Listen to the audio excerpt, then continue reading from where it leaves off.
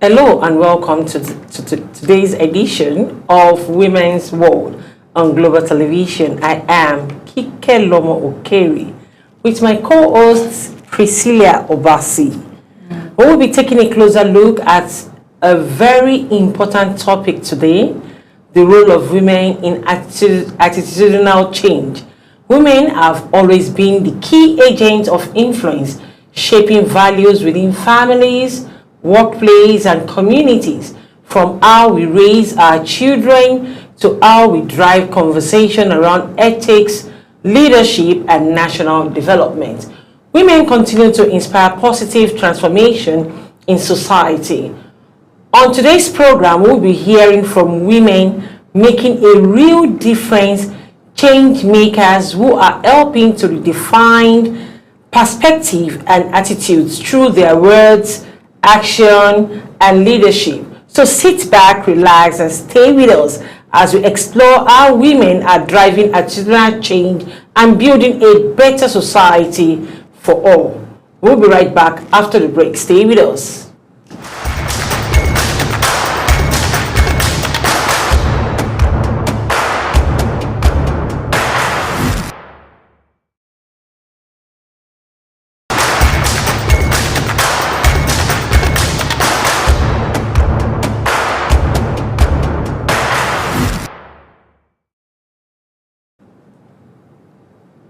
Welcome back. If you're just joining us, it's Women's World on Global Television. With me is Priscilla Obasi. Yeah, as always, such a pleasure and delight to be in your faces. Now, before the break, we set the stage for our discussion on the role of women in attitudinal change, a topic that truly reflects the strength and the influence of women in shaping the society we live in.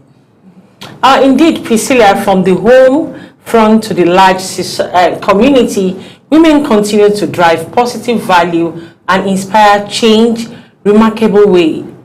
Okay, today, like you have said, we'll be speaking about, we'll be speaking with, of course, an amazing woman who is leading by example. She's transforming mindsets, she's breaking stereotypes, and she's redefining what it means to make a difference. Across generations and culture, women have stood as a pillar of strength, compassion, transformation, but beyond the home and workplace, women continue to play a powerful role in shaping influence behavior and driving attitudinal change in our society.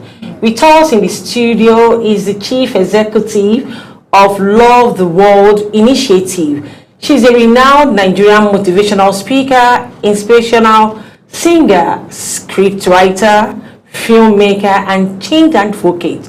She's also the host of a popular talk show where she continues to inspire and empower audience through her words and works. Let's welcome Josephine Ogali Abraham.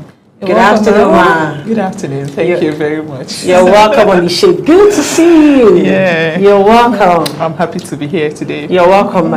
All right, talking about understanding attitudinal change. When we say attitudinal change, where should the change begin? In our homes, or in our schools, or in leadership space?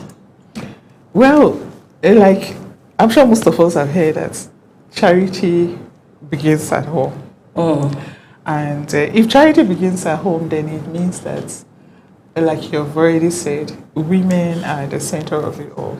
Because your first point of contact into this life into the home is a woman who gives birth to a child, and the first voice you hear is your mother's voice. Your first ever interaction is with your mother. It takes a while for you to now even start to see daddy and understand that this is daddy, right? But you're always by your mother. So we bring life as women. We nurture as women. We model as women. For example, me, in my own case, I was the first barber for my children, the first the first teacher, first barber, first everything like this. So it's important that we understand this, that we are role models, and we're actually modeling our kids at home. We're modeling them for the society. So we are builders in the society. And with this, talking about attitudinal change, there's so much we do to ensure that attitudes. When we talk about attitude, we're talking about our mindset, the way that we see things, the way we respond to things, just really like our responses to the society. So there's so much that we women can do to ensure that mindsets are changed. Practically, your kids see you when you are angry, for example. They see how you respond when somebody offends you.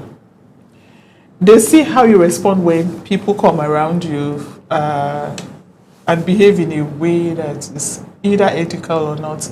If you correct it, then they understand. They understand that this is not the way to go.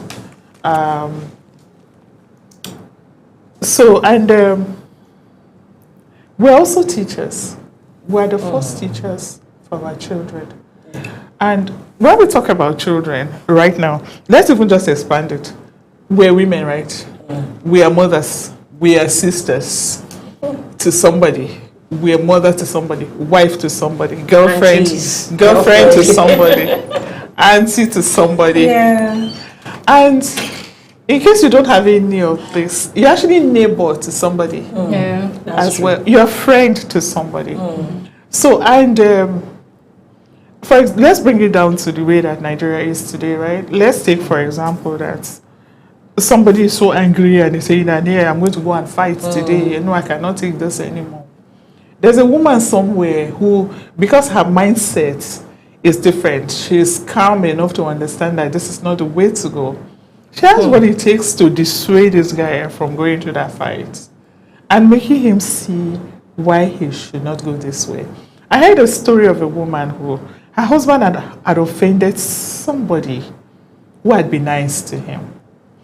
And this guy is a very powerful person, controls a vast army of people.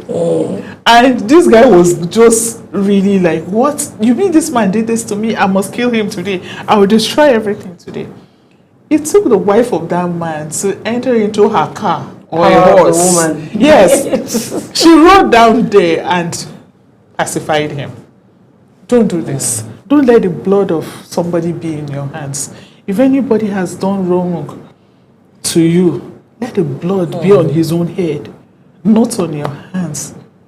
And do you know that she actually was able to avert war in that whole society? So that's how much influence we can have. And for those of us who, well, it's possible that you knew the right thing to do and you knew how to teach your children the right thing. But let me be honest with you, most women are stressed, yeah? Women are stressed, and because they are stressed, sometimes they even see their kids doing what is wrong, and their minds are not there, so they're unable to really like come in and say this is not right. Why some women too, they were still babies when they became mothers. I'm going to go to that. Yeah, so they didn't have they still needed mentoring, they still needed nurturing, but yet biological things have happened. Yeah. And they have also become mothers. Yeah. So, but for those of us who have grown above that level, we can actually get to the grassroots and start to begin to talk with some of those women so that we can influence change at every sphere, from grassroots to politics, to economy, to politics and everything. So women, definitely, the role of women in attitudinal change is something that we can't emphasize enough. Attitude really is everything. Attitude is everything. If you're the kind of person in your house who is not organized, the kids will grow up not organized. it's normal for them to be scattered. If you're someone who you spend more than you earn, and they see you take the loans and show off and try to belong, and they just think that this is the way to go, and they go that way as well. If they see you insult people, and you just talk and insult people, in fact, sometimes even your friends when they're not there, your kids learn that this is how to go. They learn to be hateful too. You know, so we've lost a lot of people who have gone out like this. But what do we do to bring them back? If you're a woman and your attitude is beginning to change, and you know that you've trained your children wrongly, but now they have even left, they are no more with you. Nothing stops you from organizing that family dinner and use the opportunity to say, you know what, there's so many things that I taught you wrong. But they are not that right. need to correct. That needs to be corrected, and let's begin to talk to ourselves. Because actually, the whole society you're seeing started from home. Yes. The people that started stealing from home. Yes, they started stealing from home. The ones that are easily offended, easily angry, and then of course they want to tear down everything and destroy everything. It started from when they were kids, when they were from home, and maybe someone didn't pay attention, or they were even like that themselves. Because think, if you are like that, if you are a thief, if you give birth to a child, you don't think there's anything wrong with stealing, so that's the way it goes. He will see you doing that same thing, and they'll carry on to the society just like that. If you're not a helpful person, they know that you know what to do, you just say, no, it's none of my business. They grow up, they learn that too. So the whole society you're saying is because of the breakdown of how homes should be. And then there are communities also where even if you didn't quite like know what to do, or you didn't have a mother or someone, I mean, there's always someone there. There should be someone there, one woman somewhere who says, hey, my children, come. You know, I don't know how old you are, but I know that there was a time when women could just really like assume every child on the streets is their own too. Yes. And then they start to cancel. Well, some of us still do till now. Yes. Once in a while we get kids on the street and say, hey, where are you going to? Why is your sandals torn? Why are you not in school? Your mates are in the school right now. What happened to you? Why are you here? Oh, are you smoking? No. Why? Who gave this to you? No, just come, let's talk. You can just replay this role by not minding your business all the time, but sometimes. So we still have a lot of... do you know, honestly, if you speak as a woman to a child who's never had a mother, because I know children on the street who don't even know who their mother is. They're just on the street, they're surviving anyhow, every day, you know. They've never had a mom, don't know, they don't have a dad, they don't have a mom. They just go in. That love of a mother. Exactly, they don't. But there's just something in the inside of everyone that connects with a woman. Because no matter who they are, they may just look like nobody's on the street, like kids, street kids. But they actually came from inside of a woman. So there's something about everyone that connects with a woman.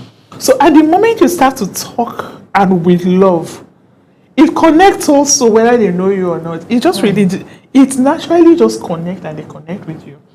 So, and once they sense, you know, that bit of love that is authentic, this is not about take food and eat or take money. No, it's that genuine connect, that genuine concern.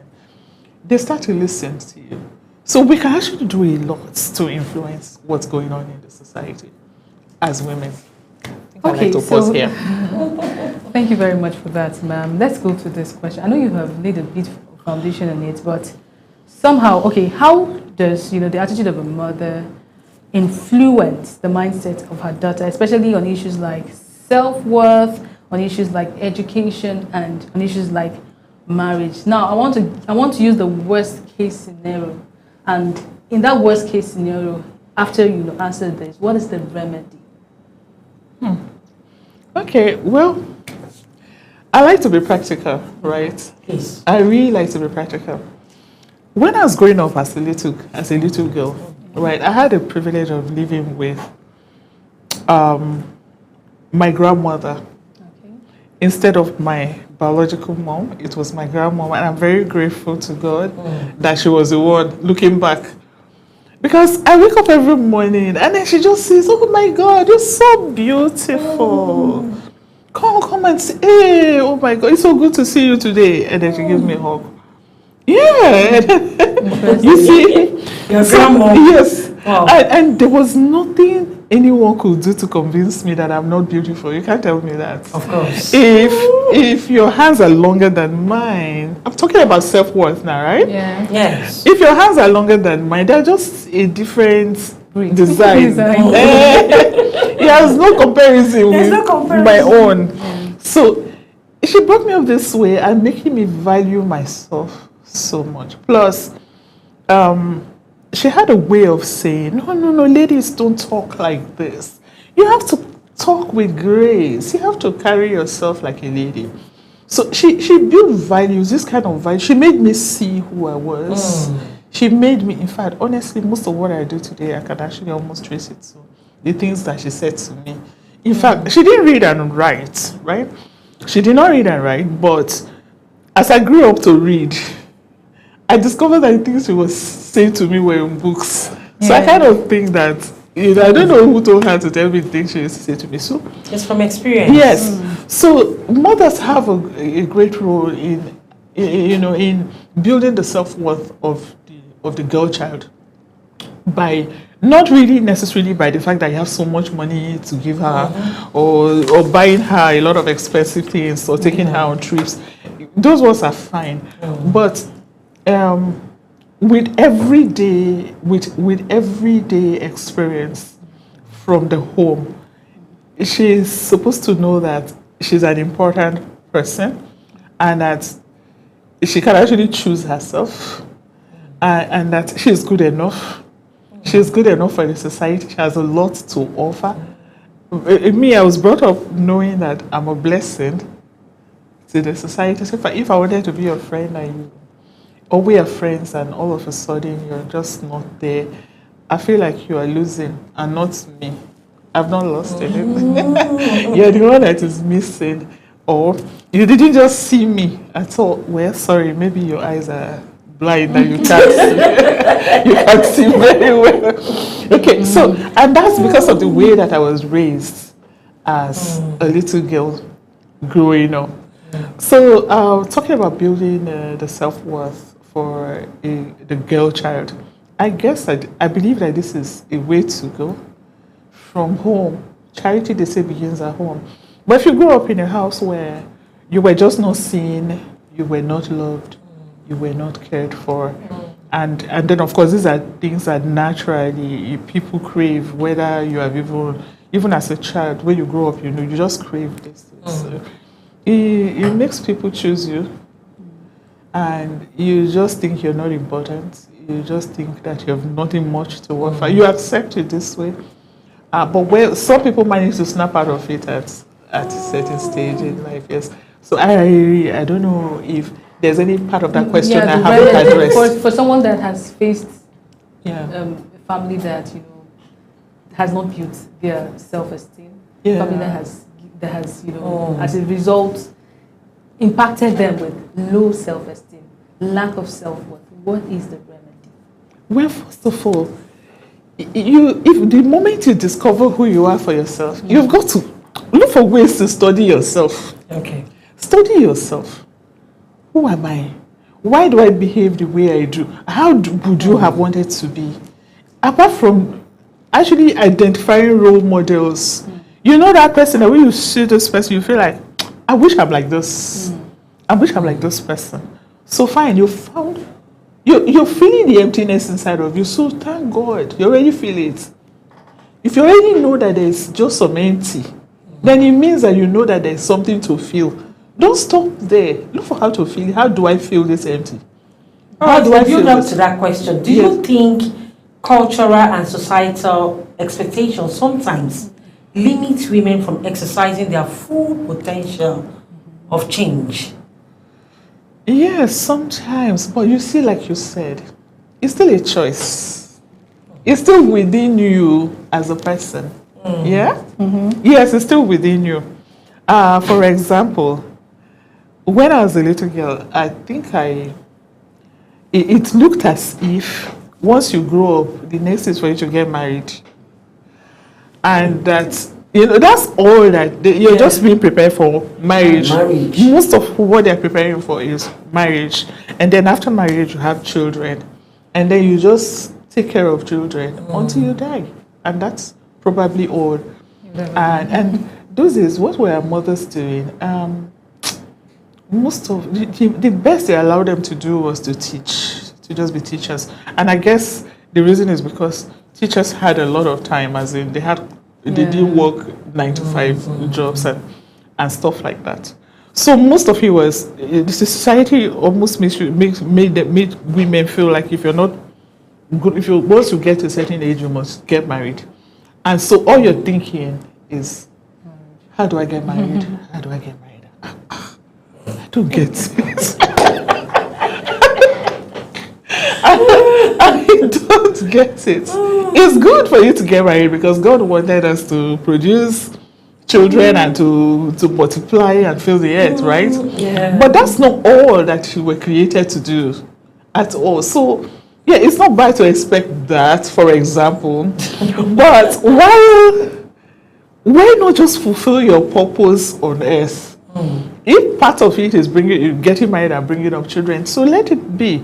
It will come that way. But if that's not all you were created to be, is there another thing? What's that thing you really want to do? What's that gap you see in the society that you think you have what it takes to fill? Don't be afraid now. Put your foot forward and try to fill that gap. That way, you even just the moment you try that and you see, really, I was able to effect a change here.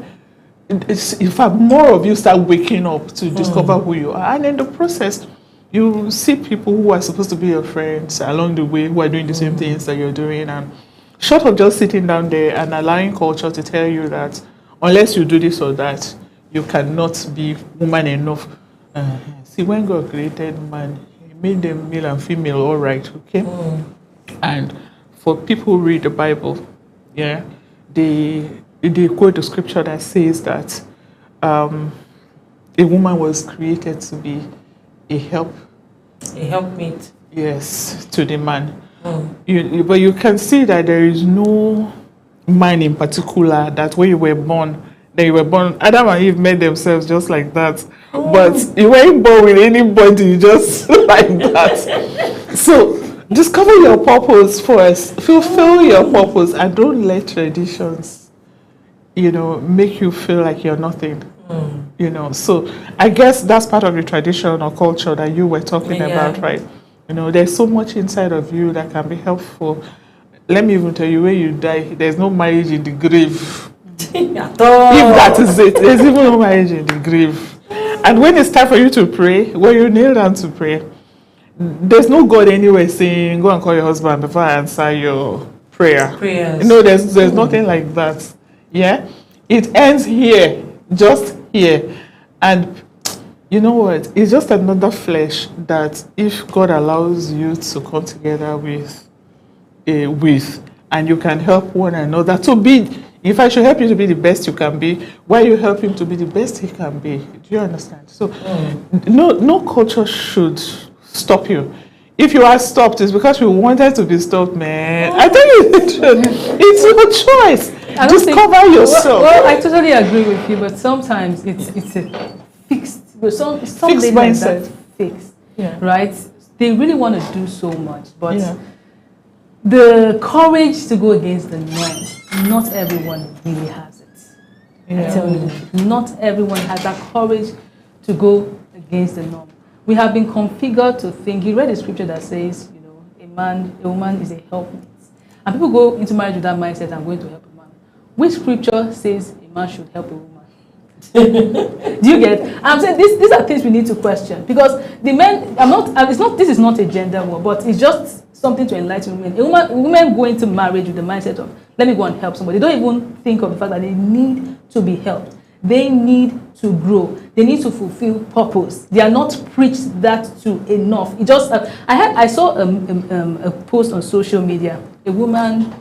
I don't know if she was a pastor, but she had this platform. And on that platform, she was saying, as a woman, your purpose is in your husband.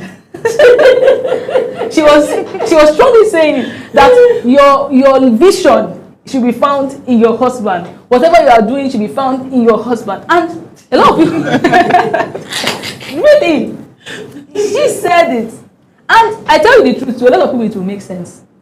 Because, I mean, I understand what she's trying to say. Marry somebody with like minds. That's what I picked from the message. But I don't know what another person will pick. What I saw is, marry somebody with like minds so that you guys will pursue in the same direction. But there are situations where that is not the case. Because you get to meet somebody that is not thinking like you. So, I'm just saying that we have been stereotyped to think all I am living for is to help, be a help meet. That word help meet is just for somebody to grow while I stay stagnant, maybe tending to the children, taking care of the children, and remain stagnant. And I feel like that's kept a lot of women in bondage. It is okay, so you know what I have to say, and this is very critical. Yeah. You have to be helped enough. That is, you have to be able to discover yourself. Exactly. And build yourself. You're going to try to be a help to someone, and you yourself have not been helped. That is, you've not built yourself. You've not discovered your own purpose to even see whether it aligns with the person that you want to go and help or not. So, if you are hurting, you are bleeding. You're actually bleeding, and then of course because they say you're a woman and you're a helpmate, you're going to go and carry your bleeding to go and join with another one just because. No, I'll first help myself. If you're going to have to take care of kids, you must learn about kids. You must understand what happens. That it goes beyond just like giving them food and drink and bathing them. So mindset, because what you're doing, whatever you're doing, that's what they will do. For example, when I wanted to start to teach my kids how to say thank you to someone when they give something to you, I will say, please. Now I'm trying to teach how for you to be polite when you go out. Be polite, right? And then be thankful. So I would take this thing and drop it and say, please give me this. Please give me this. Please give me this. And then they give it to me. And I say, oh, thank you. You see, I'm teaching them how to say please and how to say thank you. But I needed to do it. I need to do it in practice. Yeah. But if I call kids and I say, see, when you want to take something from someone or you want someone to do something, say please. And when they do it for you, say thank you. It doesn't stick. It doesn't stick, yeah. No, it doesn't. Now you see, when these kids leave home, this is the same impact that they carry to their school. Yeah. This is the impact they'll carry to their workplace, they'll carry to the society, and if they get into politics, it's the same values that they'll go along with. Yeah. One day we went out for dinner somewhere, it was family dinner, to a restaurant. And at this point, we had run out of toothpick in our house, and I'd be saying, I'm going to buy toothpick. I need to buy toothpick. So we got to the restaurant, they were kids. And then, of course, this restaurant had plenty of toothpicks on the table. So when we finished, I would go home. And I saw them bringing toothpick.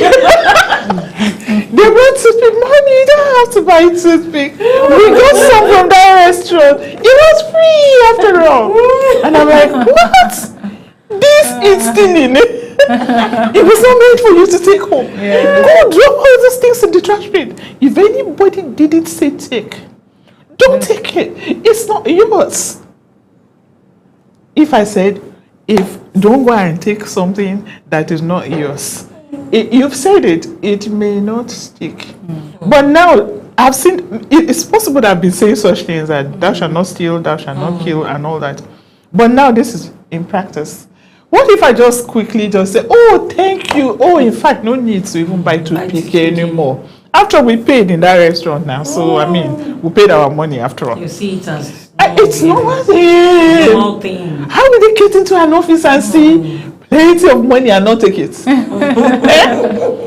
So, it's normal for you to just grab. Yeah. You working here now, if you just see, if I will be creating opportunities, you'll be looking for opportunities to create. That's the attitude we're talking about now that start from home. From home. Exactly, but these guys know that this is not right. They can't take it because it's not yours. Just because it's on the table does not mean that it is yours for you to take up. So we drop them in the dustbin. Yeah. That's the attitude we're talking about that starts from, as a woman, from home. Right? Yes. Yeah. That was indeed very insightful conversation. We have heard strong points about where attitudinal change should begin and how women can use their influence to build a more value-driven society. Absolutely. It's clear that, women have an incredible role to play. And that is from leadership to, the home front and leadership spaces in shaping the moral and emotional fabric of our communities. Well, the discussion doesn't end here. When we return, we will be delving into another very important issue: child marriage and harmful norms. How can women drive the change in addressing these deep-rooted cultural practice? Stay with us, don't go away.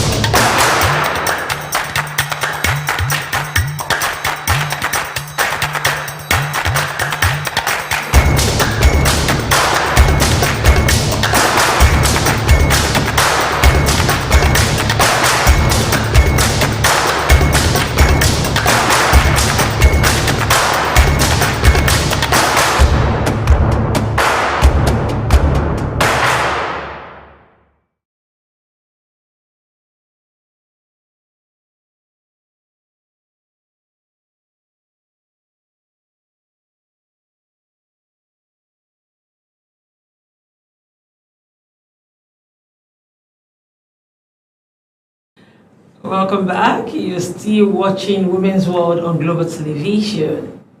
Before the break, we explore how women can inspire attitudinal change within homes and communities. Now we turn our focus on pressing social issue, child marriage, and other harmful cultural norms that continue to affect the lives and the future of many young girls.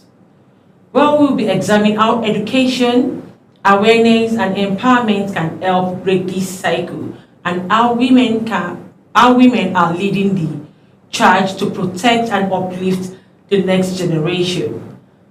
All right. Okay. So let's talk about child marriage, right?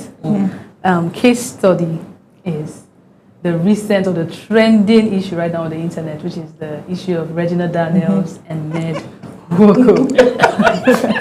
Yes, it is controversial. Yes, it's right from when she started that marriage, a lot of people raised eyebrows, but somehow, we're made to believe that she's fine. I remember some Nollywood actors, senior men, coming out to say, I think one Nollywood actor, Pete, which was interviewed on that situation, that period, and somehow he said, okay, it's her life. So he gives that kind of comment, more like she's an adult, she's an adult, something like that. He kind of subtly okayed it. Yeah, so right now, the issue is that there's so much chaos. It seems like she's growing. Of course, she is more aware. She's becoming self-aware, and there is so much chaos. The self-awareness, I think, is part of what is bringing the chaos, because somehow you just realize, oh, how did I get myself into this? You are now aware of who you are. And all through this, you see people pointing fingers at her mother, saying, I blame her mother, she forced her into the marriage, and all of that. The mother comes out to say, this Regina you're looking at, she acts like an adult. In short, the way she thinks, she doesn't think like a child. So some parents kind of mistake self-awareness to some extent to maturity. A child is intelligent does not mean that they are mature. Because you think she's intelligent, she can hold some kind of conversation, she can discuss with you. She has been exposed to the screen right from childhood, so it gives her some level of exposure, and that can actually impact her intelligence. But we see a lot of some mothers playing this role, leading girls, where by the time you're done with school, you don't even want to know where you're getting your next job. You're already in your final year, you're going to anyone asking, it's time, where is your husband? And then when you decide to go against that norm, right, you are tagged the prodigal child. You are not, you are not a woman, you're not acting like a woman. They just label you some funny names. How do we really curtail this? Like, how can we talk to mothers out there, really, to learn how to empower their daughters? The daughter that you're pushing for marriage, hoping to enjoy benefit from a son-in-law, you can actually have that daughter give you whatever it is that son-in-law will give to you, if only you believe in her skills, her potential, and empower her financially. And it is actually believed that poverty is the main reason women actually push their girl child into early marriage. And how do we begin to dismantle such deeply held fear? Well, there's got to be a shift, really. I'm sure with the generation of ladies who are seeing what's going on with Regina Daniels and a few other people, thank God she's a celebrity and she's known, and a lot of young people look up to her. I'm sure a lot of young girls would have wanted to even take the same step to have the affluent lifestyle and stuff. And they're also seeing what she's going through right now too. And I hope that some people are learning from there. So definitely, like joke, the narrative is going to change. The dynamics are changing on their own without anybody even doing any intentional thing about it. Because those who saw her crying, those who heard her say that she got her crying, they're also seeing her crying. They're actually seeing her crying right now. They're seeing her emotional state, and I actually sympathize with her. Seriously, I sympathize with her. Yeah, so now, like you said, it's a fixed mindset, for older generation of mothers. Your generation of mothers will not do that same thing. Okay, everybody should be empowered to take care of themselves. You are working hard right now, right? You're working to ensure that you are taken care of right now, and tomorrow you are taken care of. You have your plans for your retirement and everything, so you're not going to be depending on the children you give birth to come and take care of you. No, you won't. So once that has happened from a certain generation, that you're not looking forward to your children coming to give you things, you're not depending on them, especially the girl child, then of course the girl is now allowed to make her own choice in life, while you can only support with counsel that is void of any selfish interest. So now you can actually counsel your children and guide them properly, without your emotions getting involved, without your selfish interests getting involved. You're just counseling them for their sake, not for your sake. So once that happens, that has taken care of, it's a different generation right now. So, and for those who think that, for girls who still think that for you to be kept, it has to be because you get married to somebody who has a lot of money. The question I ask is, you are where you are right now. You are living somewhere. You are sleeping, at least at night there's somewhere you sleep. And no matter how hungry you are, you have not died of hunger. you are eating somehow. You're moving from place to place somehow. So, and you hope to get a better place to stay, a better, environment and all that. You don't actually even need more than that. More than a place to stay, food to eat, clothes on your back, which, it does not mean that you have to buy a new dress every day. What's important is that you're appearing tidy and you carry yourself with grace. You know who you are. It doesn't depend on the clothes you're wearing or the jewelries you're wearing and all that, but that's what you have to offer. Yeah. The values that you bring out. Yeah. So the moment girls get this right, then they won't get to the level where they're going to have to go and marry a guy who was 10 years older than, or 100 years older than them just because they want to live a vain lifestyle. I'm curious. I want to ask you, what Yes. would be your advice to Regina Daniels if you see her?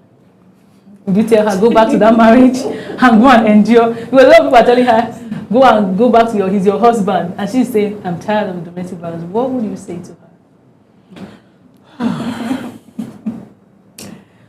If Regina Daniels, if I meet her today, the first thing I would want to see her do for herself.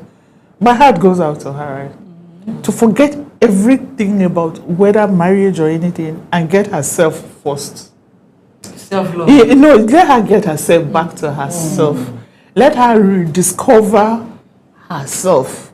Because if you don't discover the core of who you are and you die on top of dollars and on top of gold, you're still going to feel empty as you're going anyway.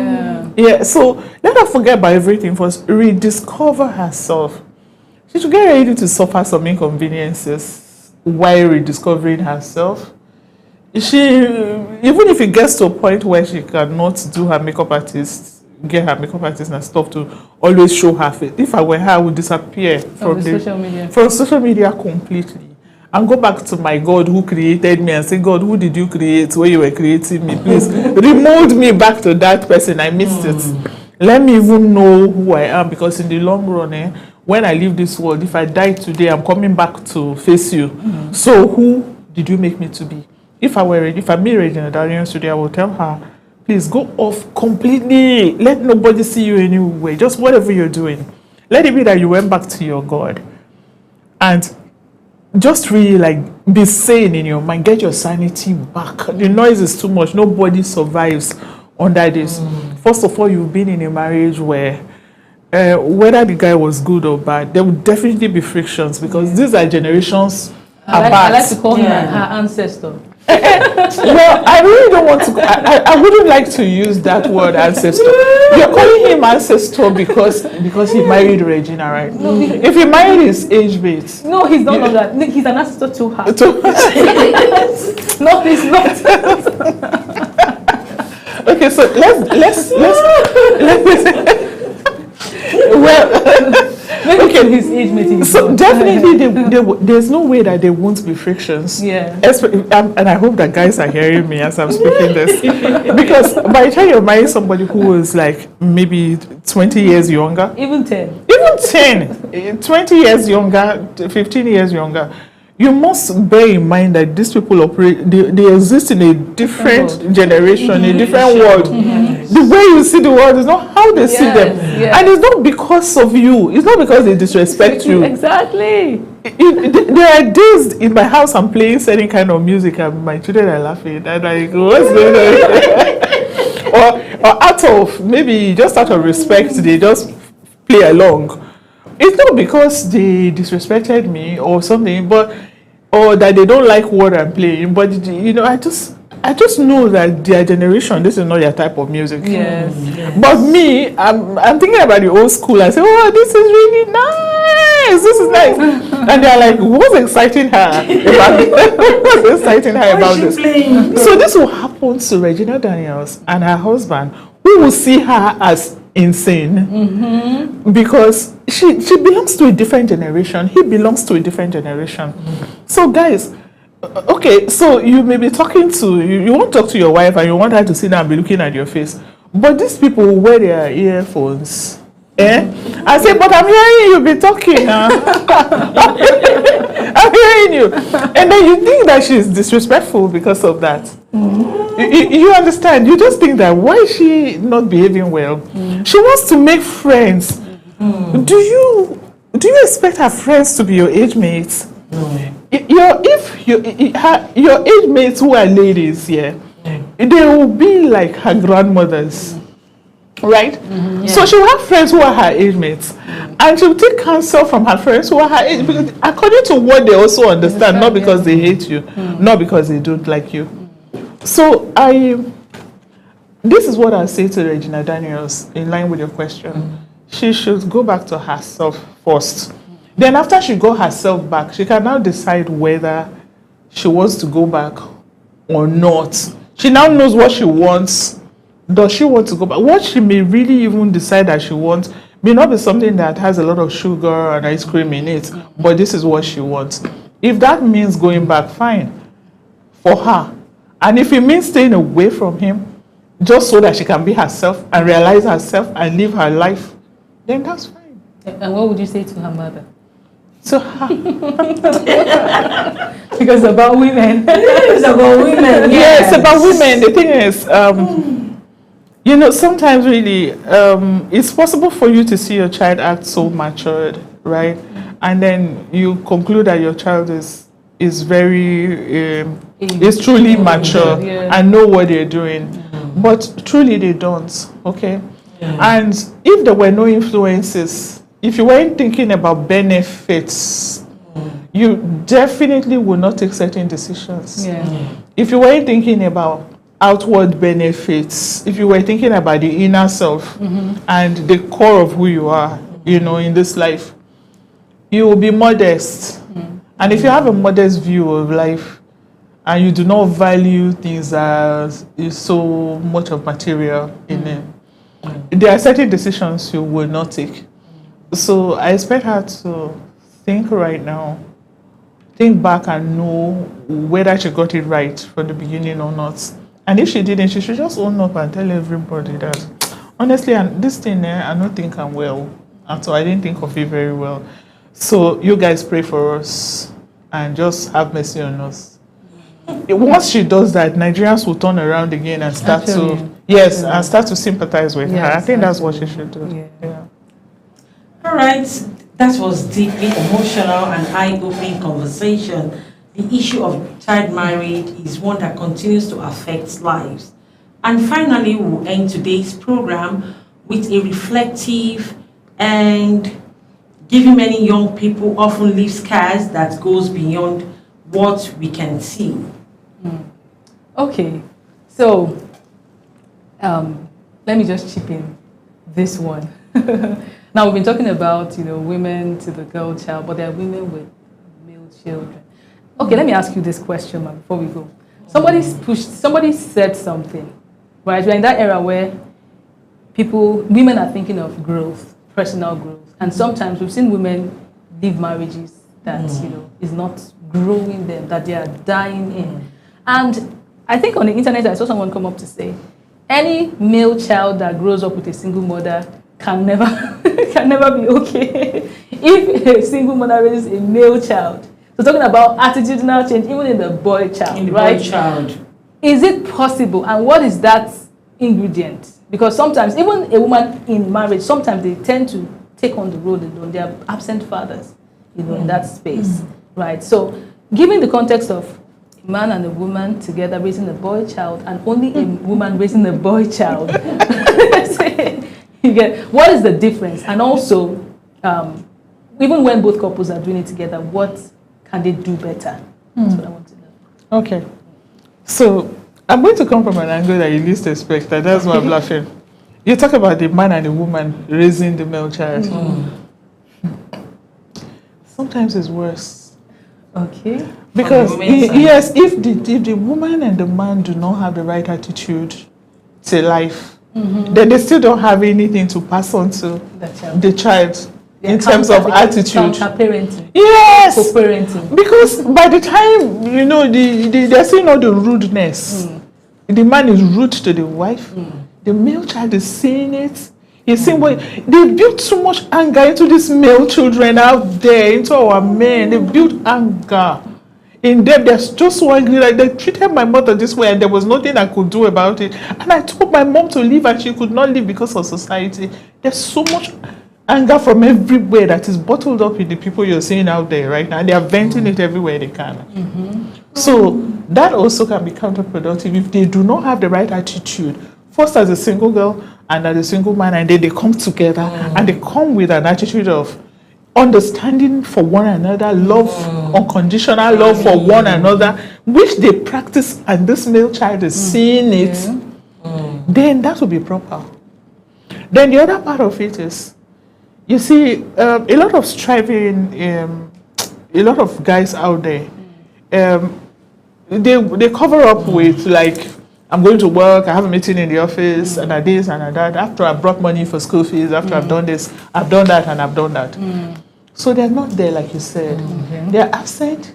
The kids know they have a father who comes home, and then the only contact that they have is once in a while.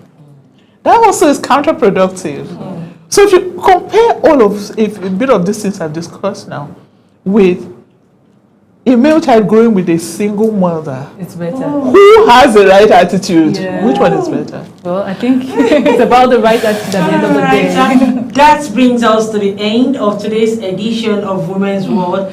It has truly been an inspiring conversation full of insight, wisdom, and encouragement. A very big thank you to our guest, Ma. It was such an honor having you here with us. It's been my pleasure indeed. It's my pleasure. You're welcome. Hope to see you some other time. All right.